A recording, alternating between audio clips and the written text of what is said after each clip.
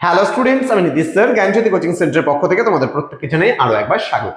তো আজকে তোমাদের নবম শ্রেণীর ভূগোল একটা ভীষণ গুরুত্বপূর্ণ প্রথম অধ্যায় থেকে একটা প্রশ্ন, সেটা হচ্ছে পৃথিবীতে প্রাণের বিকাশের কারণগুলি লেখো, অথবা কি কি কারণের জন্য পৃথিবীতে প্রাণের বিকাশ ঘটেছে তার সংক্ষেপে আলোচনা করো। ভীষণ ভীষণ গুরুত্বপূর্ণ আজকের এই ক্লাসটি।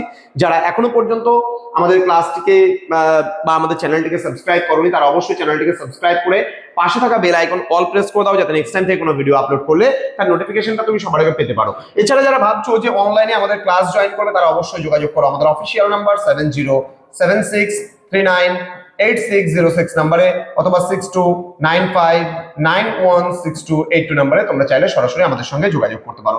আমাদের টোটাল কোর্স ফি রয়েছে তোমাদের এই সাধ্যের মধ্যে জাস্ট 199 রুপিস পার সাবজেক্টে তোমরা কিন্তু যুক্ত হতে পারো আমাদের কাছে পুরো 1 বছরের জন্য। প্রত্যেকটা ইউনিট টেস্টকে ধরে ধরে, আমাদের প্রত্যেকটা চ্যাপ্টারকে ধরে ধরে প্রত্যেকটা বিষয় কিন্তু বোঝানো হচ্ছে, প্রত্যেকটা ক্লাস নেওয়া হচ্ছে। তোমরা যারা যুক্ত হতে চাইছো সময় নষ্ট না করে আজই যোগাযোগ করো আমাদের সঙ্গে। চলো শুরু করি। আজকের ক্লাসটা ভীষণ ভীষণ গুরুত্বপূর্ণ প্রশ্নমান 5-এর জন্য। কেমন? দেখো, যদি বিষয়টাকে খুব ভালো করে বুঝতে চাও তাহলে এটা দুটো ভাবে আসতে পারে। পৃথিবীতে প্রাণের বিকাশের কারণগুলি লেখো, অথবা যে প্রশ্নটা আসতে পারে কি কি কারণের জন্য পৃথিবীতে প্রাণের বিকাশ ঘটেছে সংক্ষেপে লেখো। তাহলে আমরা সবার প্রথমে জানি যে পৃথিবীতে বায়ুমণ্ডল রয়েছে, বায়ুমণ্ডল মানে জলস্তর রয়েছে, এবং শিলামণ্ডল বলতে গেলে যেই অংশটাকে আমরা মৃত্তিকা স্তর বলি সেটা রয়েছে। এছাড়াও আরো একটি মণ্ডল রয়েছে যার নাম হচ্ছে জীবমণ্ডল বা বায়োস্ফিয়ার বলা হয়। পৃথিবীর সবচেয়ে উল্লেখযোগ্য ঘটনা হলো এই যে এই গ্রহেই একমাত্র প্রাণের বিকাশ কিন্তু ঘটছে। তার মানে পৃথিবীতে মানে মানে সৌরজগতে যতগুলো আর কি গ্রহ রয়েছে তার মধ্যে একমাত্র প্রমাণিত যে পৃথিবীতেই একমাত্র প্রাণের অস্তিত্ব কিন্তু রয়েছে। তো তার প্রমাণগুলো কি কি রয়েছে, পৃথিবীতে প্রাণের বিকাশের কারণগুলো কি? প্রথমত আমরা বলতে পারি পৃথিবীর যে এলাকায় জীবের অস্তিত্ব পাওয়া যায় তাদের সামগ্রিকভাবে জীবমণ্ডল বলা হয়। তারপরে বায়ুমণ্ডল, বায়ুমণ্ডল ও শিলামণ্ডল এই তিনটি স্থান নিয়েই কিন্তু জীবমণ্ডল গঠিত। কারণ তুমি বায়ুতেও তুমি জীব দেখতে পাবে, বায়ুমণ্ডল বলতে জলস্তরেও তুমি জীব দেখতে পাবে, এবং শিলামণ্ডলেও কিন্তু তুমি প্রাণের অস্তিত্ব পাবে। তো বলছে জীবমণ্ডলের বিস্তৃতি ভূপৃষ্ঠ থেকে শূন্যে 300 মিটার পর্যন্ত। তাহলে আজকে ভূপৃষ্ঠ থেকে 300 মিটার পর্যন্ত কিন্তু প্রাণের অস্তিত্ব তুমি পাবে, এবং সমুদ্রের গভীরে প্রধানত 100 মিটার পর্যন্ত কিন্তু সমগ্র ভূপৃষ্ঠে, এবং মাটির গভীরে কিন্তু 10 মিটার পর্যন্ত লক্ষ্য করা কিন্তু যায়। নিচে এর কারণগুলি আমরা ধীরে ধীরে কিন্তু উল্লেখ করব যে কি কারণ রয়েছে। ওকে, প্রথমত আমরা 1 নাম্বার বলবো আদর্শ স্থান বলতে পারবো, আদর্শ অবস্থান। কারণ কি, সূর্য থেকে দূরত্বের বিচারে আমাদের গ্রহ পৃথিবী তৃতীয় স্থানে অবস্থান করেছে। সূর্য থেকে পৃথিবীর অবস্থান এমনই যে এই গ্রহ বুধ বা শুক্রের মতো কিন্তু সূর্যের একেবারে নিকটে, কিংবা ইউরেনাস বা নেপচুনের মতো কিন্তু অনেকটা দূরেও কিন্তু অবস্থিত নয়। তাহলে আমরা যদি সূর্য থেকে পরপর আমরা গ্রহগুলো দেখি, বুধ, শুক্র, পৃথিবী, মঙ্গল, বৃহস্পতি, শনি, ইউরেনাস, নেপচুন, তাহলে বুধ বা শুক্রের মতো আগেও নয়, কিংবা ইউরেনাস নেপচুনের মতো একেবারে শেষেও নয়, একদম মাঝামাঝি স্তরে কিন্তু অবস্থান করেছে, বা এমন একটা জায়গায় অবস্থান করেছে যেখানে কিন্তু উষ্ণতাটা খুব স্বাভাবিক এবং জীবের বসবাসের জন্য উপযুক্ত। তাই বলছে পৃথিবীতে প্রাণের বিকাশের উপযোগী তাপমাত্রা গড়ে 18 ডিগ্রি থেকে 20 ডিগ্রি সেলসিয়াস বিরাজ করে, এবং আমাদের কিন্তু এই পৃথিবীতে বুধ এবং শুক্র, এবং এখানে যেমন খুব উষ্ণ, আবার এই দুটো জায়গায় খুব শীতল, কিন্তু এই জায়গাটায় রয়েছে প্রাণের পক্ষে আদর্শ। ঠিক আছে, যেহেতু উষ্ণতাটা স্বাভাবিক।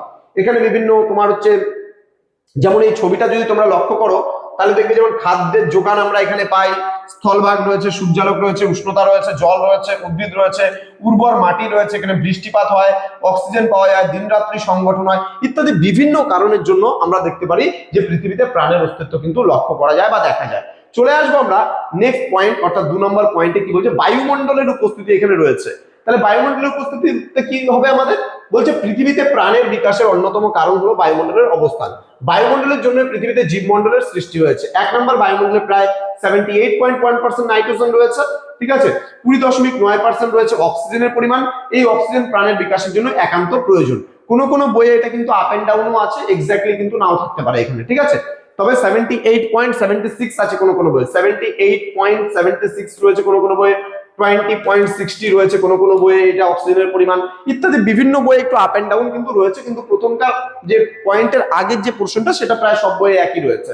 দেন বৃহস্পতি বা ইউরেনাসের মতো বিষাক্ত হিলিয়াম ও মিথেন গ্যাসের প্রাধান্য কিন্তু নেই। বৃহস্পতিতে মানুষ থাকতে পারবে না, বা বৃহস্পতিতে অন্য কোনো প্রাণের অস্তিত্ব কেন নেই, ইউরেনাসে কেন অন্য কোনো প্রাণের অস্তিত্ব নেই, কারণ সেখানে হিলিয়াম গ্যাস এবং মিথেন গ্যাস এত মাত্রায় রয়েছে যে সেখানে প্রাণের অস্তিত্ব টিকে থাকা সম্ভব নয়। নেক্সট বলছে ওজোন গ্যাসের স্তর প্রাকৃতিক সৌরপর্দার মতো অতিবেগুনি রশ্মির হাত থেকে জীবকুলকে রক্ষা করে। তাহলে আজকে ওজোন গ্যাস রয়েছে এবং এই ওজোন লেয়ার আছে বলে কিন্তু সূর্য থেকে সরাসরি যে তোমার অতিবেগুনি রশ্মি বা ইউভি রে, আলট্রাভায়োলেট রে যেটা রয়েছে, সেই ইউভি রে কিন্তু সরাসরি পৃথিবী পৃষ্ঠে আসতে পারে না। এছাড়া কি বলেছে, আরো পয়েন্ট কি বলেছে এখানে, বায়ুমণ্ডল প্রাকৃতিক ছাতা বা চাদরের মতো পৃথিবীকে ঘিরে থাকায় পৃথিবীতে প্রাণের বিকাশের জন্য প্রয়োজনীয় উত্তাপ কিন্তু বিরাজ করে। তো ইত্যাদি যে বিভিন্ন কারণগুলো রয়েছে, এই কারণগুলোর জন্য আমরা বলতে পারি পৃথিবীতে প্রাণের অস্তিত্ব কিন্তু রয়েছে। চলে আসবো আমরা নেক্সট পয়েন্টে। নেক্সট পয়েন্ট যেটা বলছে জলচক্রের কিন্তু আবর্তন। এবার এটা কি জিনিস জলচক্রের আবর্তন? পৃথিবীতে প্রাণের বিকাশের অন্যতম কারণ হলো জলচক্রের আবর্তন। এর জন্যই হচ্ছে জীবকুল জীবন ধারণের জন্য প্রয়োজনীয় জল কিন্তু পেয়ে থাকে। সুতরাং সৌরজগতে পৃথিবীর সঠিক অবস্থান এবং বায়ুমণ্ডল ও জলচক্রের জন্যই কিন্তু পৃথিবী আজ প্রাণবন্ত হয়ে উঠছে। তার মানে আজকে বৃষ্টিপাত বলি, আজকে জল কথা বলি, মাটির নিচে জল আছে, বৃষ্টিপাতের জল আমরা পাচ্ছি এবং একটা প্রপার ওয়েতে একটা বায়ুমণ্ডল মেঘ সৃষ্টি হচ্ছে, সেখান থেকে বৃষ্টিপাত ঘটছে, বিভিন্ন জায়গায় জলগুলো আমরা পাচ্ছি বলে বরফ, উত্তর মেরু এবং দক্ষিণ মেরুতে বরফ গলে জলের ভান্ডার আমাদের পূর্ণ হচ্ছে। তো ইত্যাদি বিভিন্ন কারণের জন্য কিন্তু আজকে পৃথিবীতে প্রাণের অস্তিত্ব কিন্তু লক্ষ্য করা যাচ্ছে। ওকে, তো এই ছিল আজকের ক্লাস। তো স্টুডেন্ট যারা ভাবছো আমাদের সঙ্গে যুক্ত হবে, আমাদের কাছে ক্লাস করবে, তারা সময় নষ্ট না করে আমাদের অফিসিয়াল নাম্বারে যোগাযোগ করো যে স্যার কি করে আপনাদের সেন্টারে যুক্ত হবো। আমরা সমস্ত ভাবে তোমাকে গাইড করব। দেখা হচ্ছে খুব তাড়াতাড়ি আরো একটা নতুন ভিডিও নিয়ে। তোমরা প্রত্যেকেই ভালো থেকো, সুস্থ থেকো। Thank you so much, thanks for watching after all, thank you.